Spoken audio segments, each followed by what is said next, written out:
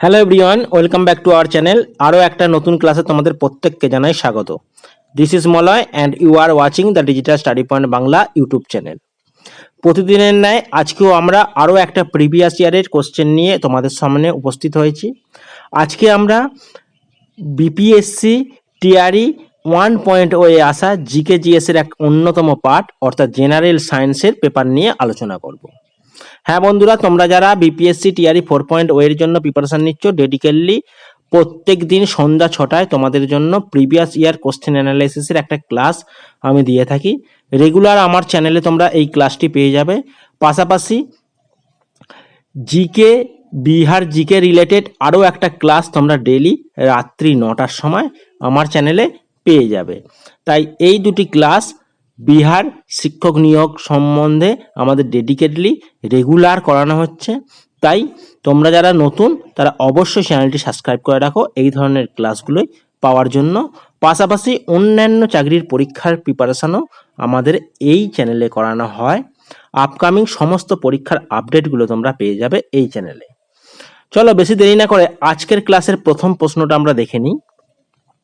Onscreen তোমরা দেখতে পাচ্ছ geostationary satellite rotate. Option A দেওয়া রয়েছে at any height above the poles. Option B at a fixed height. Option C at the height depending on mass. Option D more than one of the above. Option E none of the above. এখানে কি বলা রয়েছে, এখানে Jio stationery স্যাটেলাইটের কথা বলা হয়েছে। বলছে জিও স্টেশনারি স্যাটেলাইটটা যে ঘরে, এবার তার সাথে বলে রাখি জিও স্টেশনারি স্যাটেলাইটটা কি। এখানে বলে রাখি স্যাটেলাইট দুই প্রকার রয়েছে। কৃত্রিম যে উপগ্রহগুলো সেটা এক প্রকার হচ্ছে জিও স্টেশনারি স্যাটেলাইট, আর একটা হচ্ছে সান সিঙ্ক্রোনাস স্যাটেলাইট। এবার জিও স্টেশনারি যে স্যাটেলাইট রয়েছে আর একটা সান সিঙ্ক্রোনাস স্যাটেলাইট রয়েছে। জিও স্টেশনারি স্যাটেলাইট একটি নির্দিষ্ট উচ্চতায় রাখা হয় এবং এটির যে ঘূর্ণন এটা পশ্চিম থেকে পূর্ব দিকে ঘোরে, অর্থাৎ ওয়েস্ট টু ইস্ট। এইভাবে চক্রাকারে ঘোরে, পৃথিবীর মতন সমস্ত গ্রহের মতনই আবর্তন করে। একই রকমভাবে যদি আমরা সান সিঙ্ক্রোনাস স্যাটেলাইটের দেখি, তারা কিন্তু নর্থ টু সাউথ এইভাবে মুভিং করে বা রোটেট করে।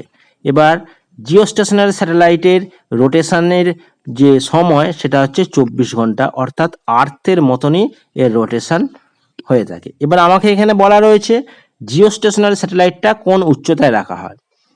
অপশান এ তে বলা রয়েছে যে কোনো উচ্চতাতে। অপশান বি তে বলা রয়েছে একটা নির্দিষ্ট উচ্চতায়, আর অপশান সি তে বলা রয়েছে এর যে ভর অনুসারে এর উচ্চতাটা ঠিক হয়।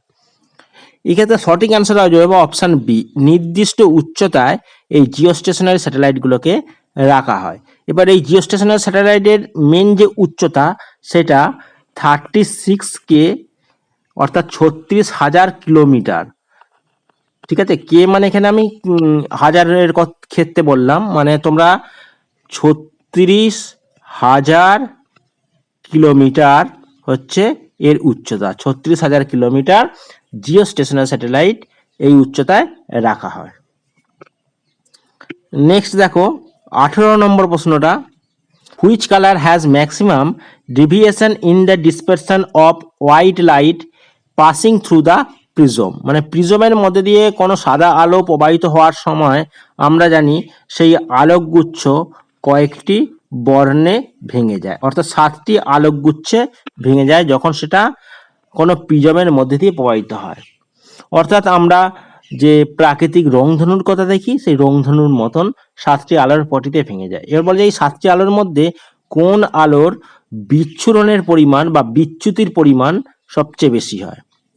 Option A green, option B red, option C violet, more than one of the above, none of the above.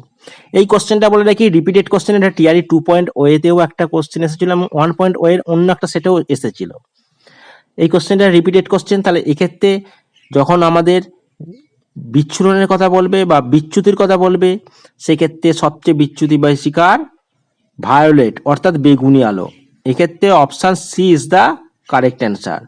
Violet যে আলোটা তার বিচ্যুতির পরিমাণ সবচেয়ে বেশি। তার সাথে যদি ওয়েভ লেন্থ বলি, তরঙ্গ দৈর্ঘ্য বলি, তরঙ্গ দৈর্ঘ্য সব থেকে বেশি হচ্ছে রেডের অর্থাৎ লাল আলোর, আর সব থেকে বিচ্যুতি কম সেটা হচ্ছে লালের। লালের বিচ্যুতি কম, তরঙ্গ দৈর্ঘ্য বেশি, আর বেগুনির বিচ্যুতি বেশি, তরঙ্গ দৈর্ঘ্য সবচেয়ে কম। নেক্সট দেখো 19 নম্বর প্রশ্নটা খেয়াল করো। ডিউরিং থান্ডারস্টর্ম অর্থাৎ বজ্রপাতের সময় ইট ইজ সেফার, মানে কোনটা তুলনামূলকভাবে নিরাপদ? অপশান এ দেখো ক্যারি অ্যান ওপেন আমব্রেলা, ছাতা বহন করাটা নিরাপদ। Option B take shelter under short tree, ছোট গাছের নিচে আশ্রয় নেওয়াটা নিরাপদ। Option C stand in open field, খোলা মাঠে দাঁড়িয়ে থাকাটা নিরাপদ। More than one of the above, none of the above. এক্ষেত্রে কারেক্ট অ্যান্সার কী হবে? যখন থান্ডারস্টর্ম হবে তখন আমাদের অবশ্যই সেফ জায়গা দেখতে গেলে সেটা হচ্ছে কোনো বদ্ধ ঘর বা কোনো বাড়ির ভেতরে থাকা, সেটাই হচ্ছে সেফ। আর এখানে যেহেতু সেফার বলা হয়েছে, তুলনামূলকভাবে সেফ দেখতে গেলে এখানে একটাও কিন্তু সেফ পজিশন আসছে না বা নিরাপদ পজিশন আসছে না, তাহলে আমাদের অপশান ই বেছে নিতে হবে, নান অফ দ্য অ্যাবভ, এটাকে আমাদের বেছে নিতে হবে। আবার কেউ কেউ অনেক ক্ষেত্রে শর্ট ট্রিটাকে প্রাধান্য দিতে পারো, কারণ বড় গাছের নিচে আশ্রয় নেওয়া একদমই চলে না, ছোট গাছের নিচে আশ্রয় নেওয়া তবুও চলে। সেই ক্ষেত্রে অনেকে বি অপশানটা চুজ করতে পারো, তবে আমার মনে হয় appropriate answer naan of the above হবে। তোমাদের মতে কোনটি অ্যান্সার হচ্ছে তোমরা অবশ্যই কমেন্ট বক্সে জানিও।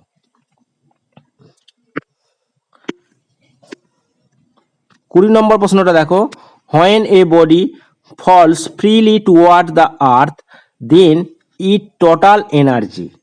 দেখো যখন কোনো বস্তু বা যখন কোনো জিনিস পৃথিবীর দিকে পড়তে থাকে, অবাধে পড়তে থাকে, ধরো কোনো একটা জিনিস পৃথিবীর দিকে অবাধে নিচের দিকে পড়তে থাকছে, তখন সেই বস্তুটির যে এনার্জি বা শক্তিটার কি পরিবর্তন হবে?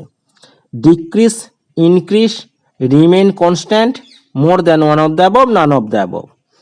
অর্থাৎ বলা রয়েছে অপশান এতে বলা রয়েছে এর যে শক্তি সেটা কমে যাবে, অপশান বি এ রয়েছে এর শক্তিটা বেড়ে যাবে, আর অপশান সি এ বলা রয়েছে এর শক্তির কোনো পরিবর্তন হবে না। আমরা আপাতভাবে যদি দেখি কোনো একটা বস্তুর যে শক্তি অর্থাৎ নিচের দিকে যখন আসছে তখন তার গতিশক্তিটা প্লাস হচ্ছে, মানে গতিশক্তিটা বেড়ে যাচ্ছে। কিন্তু এখানে কিন্তু সেটা ভেবে কেউ যদি ইনক্রিজ করে থাকো তাহলে কিন্তু অ্যান্সারটা ভুল হবে। কেন? কারণ এখানে যে প্রশ্নটা বলা রয়েছে ভালো করে খেয়াল করলে তোমরা দেখতে পাবে যেখানে টোটাল এনার্জির কথা বলা হয়েছে, মোট যে শক্তি তার কি পরিবর্তন হবে। আমরা জানি শক্তির যে সূত্র অর্থাৎ শক্তির নিত্যতার যে সূত্র, সেই সূত্র থেকে আমরা জানি যে শক্তিকে তৈরিও করা যায় না আবার ধ্বংসও করা যায় না, কেবলমাত্র শক্তি একটা জায়গা থেকে আর একটা জায়গায় অর্থাৎ একটা রূপ থেকে আর একটা রূপে পরিবর্তন হয়। অতএব এক্ষেত্রে শক্তির কোনো রকম পরিবর্তন হবে না, অর্থাৎ রিমেন কনস্ট্যান্ট থাকবে। Option C is the correct answer. 21 নম্বর প্রশ্নটা দেখো, in eye donation which part of donors eye is transplanted. অর্থাৎ চক্ষু দানের সময় বা চোখ দান করার সময় চোখের কোন অংশটা আমরা নিয়ে থাকি বা প্রতিস্থাপন করা হয়, কোন অংশটা? Option A lens, option B cornea, option C whole eye অর্থাৎ সমস্ত চোখ। More than one of the above, none of the above. এক্ষেত্রে কারেক্ট অ্যান্সার হয়ে যাবে অপশান বি কর্নিয়া। চোখের শুধুমাত্র কর্নিয়া অংশটা ডোনারের কাছ থেকে নিয়ে প্রতিস্থাপন করা হয়। তাহলে option B is the correct answer. 22 নম্বর প্রশ্নটা দেখো, what is the chemical name of vitamin বি12। এবার ভিটামিন বি কমপ্লেক্সের অনেকগুলো নাম রয়েছে, তার মধ্যে বি12 এর নামকরণ বলা হয়েছে, অর্থাৎ কেমিক্যাল নামটা কি, রাসায়নিক নাম কি? Option A thiamine, option B cobalamin, option C niacin. More than one of the above, none of the above. এক্ষেত্রে থিয়ামিন যদি দেখি আমরা বি1 পাবো, বি1 এর যে রাসায়নিক নাম সেটা থিয়ামিন। আর কোবালামিন বা সায়ানো কোবালামিন সেটা হচ্ছে বি12। তাহলে বি12 এর রাসায়নিক নাম কোনটা হলো? Option B. এবং নিয়াসিন হচ্ছে বি3 রাসায়নিক নাম হচ্ছে নিয়াসিন। এই ভিটামিন থেকে যে রাসায়নিক নামকরণগুলো রয়েছে সেগুলো তোমাদের অবশ্যই করে রাখতে হবে, কারণ এই ধরনের নামকরণগুলো আসছে বিপিএসসি পরীক্ষা। নেক্সট 23 নম্বর প্রশ্নটা খেয়াল করো, which of the following is an acid base indicator. এবার অ্যাসিড বেস ইন্ডিকেটর বলতে কোনটিকে ব্যবহার করা হয়? দেখো, এক্ষেত্রে অ্যাসিড বেস ইন্ডিকেটর হিসেবে প্রধানত লিটমাস যে পেপার সেটি ব্যবহার করা হয়। আর কি ব্যবহার করা হয়? যে রেড ক্যাবেজ রয়েছে, ক্যাবেজ মানে বাঁধাকপি, রেড ক্যাবেজের যে পাতা, সেই পাতাটাকে অ্যাসিড বেস ইন্ডিকেটর হিসেবে ব্যবহার করা হয়। আর ব্যবহার করা হয় টারমারিন, এই টারমারিককেও অ্যাসিড বেস ইন্ডিকেটর হিসেবে ব্যবহার করা হয়। তাহলে এক্ষেত্রে দেখো অপশানে রয়েছে ভিনিগার, টারমারিক, বেকিং সোডা। তাহলে অপশান অনুযায়ী আমাদের option B is the correct answer. তাহলে অপশান বি হয়ে যাবে, টারমারিক অ্যাসিড বেস ইন্ডিকেটর হিসেবে ব্যবহার করা হয়। নেক্সট দেখো 24 নম্বর প্রশ্নটা, when the soil is too basic, অর্থাৎ মাটি যখন বেশি ক্ষারীয় প্রকৃতির হয়ে যায়, plant do not grow in it, তখন উদ্ভিদ সেই মাটিতে বেশি বৃদ্ধি পেতে পারে না। টু ইমপ্রুভ দ্য কোয়ালিটি, অর্থাৎ মাটির গুণাবলী বৃদ্ধি করার জন্য, what must be added to the soil, মৃত্তিকার মধ্যে কোন জিনিসটা মেশানো খুবই প্রয়োজন। অর্থাৎ মাটি যখন আম্লিক হয়ে যায় সেক্ষেত্রে ক্ষার মেশানো প্রয়োজন, যেমন আমরা চুন মিশিয়ে থাকি। চুন বলতে এখানে কুইক লাইম আমরা ব্যবহার করতে পারি।